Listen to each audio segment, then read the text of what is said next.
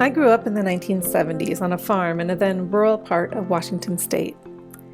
My companions were farm animals, which I loved so much that posters of them also graced my bedroom walls. Calves, ponies, pigs, puppies, kittens. If it was big-eyed and furry, I wanted to look at it. As with most kids, my taste eventually matured, and I graduated from posters of puppies to posters of pop stars. As I grew into a young adult, the pop stars fell from my charts and were replaced by art stars, my walls featuring masterpieces by the likes of Matisse, Monet, and Georgia O'Keeffe. Now, I'm an adult, and the walls of my house feature actual works of art that I've collected over the years, that is, except for one wall. On it, one poster still hangs, a black and white image of Georgia O'Keeffe astride the back of a motorcycle, the notoriously reserved artist turning to the camera with a broad smile. The photograph, one of the most famous of the artist, was taken by my great-great-aunt, Maria Chabot. In a family full of stories, it came as a surprise to me that no one ever had any of Maria.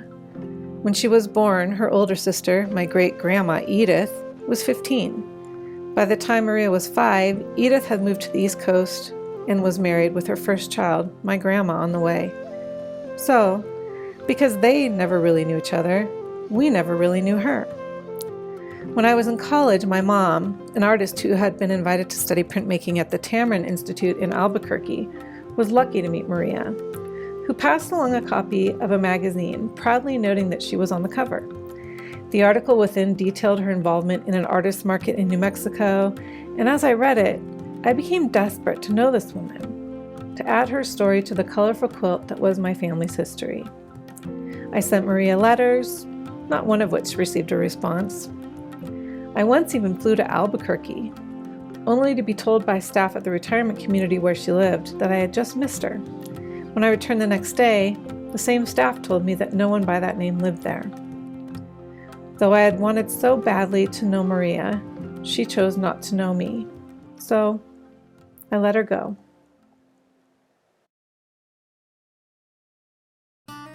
A few years later, Maria came back to me. It was a Monday, July 16th, 2001, I remember, when I sat down at work and began scanning news headlines from the weekend. My coffee cup slipped from my fingers as I read these words from the Sunday New York Times. Maria Chabot, 87, dies. Began Indian market and was an O'Keeffe associate. This obituary talked about much more than reorganizing and revitalizing a market. It talked about world travel. It talked about my family. And it talked about that poster on my wall. Not only had Maria taken that photo, she had apparently lived with the mother of American modernism, Georgia O'Keeffe. To say I was stunned would not be enough. I had always wanted to know Maria for my own personal reasons, and I had no idea that her story was so much bigger than the one that I had wanted. And now, I had lost her again. This time, I thought, for good. It has been 20 years since Maria died, and against all odds, I now know her quite well. As one of the few people who had lived with Georgia O'Keeffe, she had spent her final years as a consultant to the Georgia O'Keeffe Museum, sharing her stories about life with the reclusive artist. When she died, she left behind a massive personal archives of papers, photographs, letters, stories, film, keepsakes, and journals. Her life's collection now resides at the Georgia O'Keeffe Museum Research Library, as well as the Beinecke Rare Book and Manuscript Library at Yale University. I've spent years in these libraries getting to know Maria. What she left behind is important to many, from scholars to historians, storytellers to curators. For me, her archive fills the missing square in the quilt of family stories I am constantly stitching. I now know that Maria grew up lonely, a young transgender person navigating society in early 20th century San Antonio, Texas. I know she graduated from high school early, desperate to escape somewhere that understood her so that she might understand herself better. She found it at 17 in the warm embrace of Mexico City and the woman she met there, an artist from Santa Fe named Dorothy Stewart. Though Dorothy was much older than Maria, the two formed a tight bond that took them on adventures around the globe, and also introduced Maria to New Mexico. It was in New Mexico that Maria would organize and revitalize the Santa Fe Indian market into its current incarnation, the largest indigenous art market in the world. It was in New Mexico that Maria befriended Mary Cabot Wheelwright, the boisterous heiress and self-styled anthropologist who later bequeathed to Maria her vast ranch, historic Los Luceros. And, through Wheelwright, it was in New Mexico that Maria met Georgia O'Keeffe.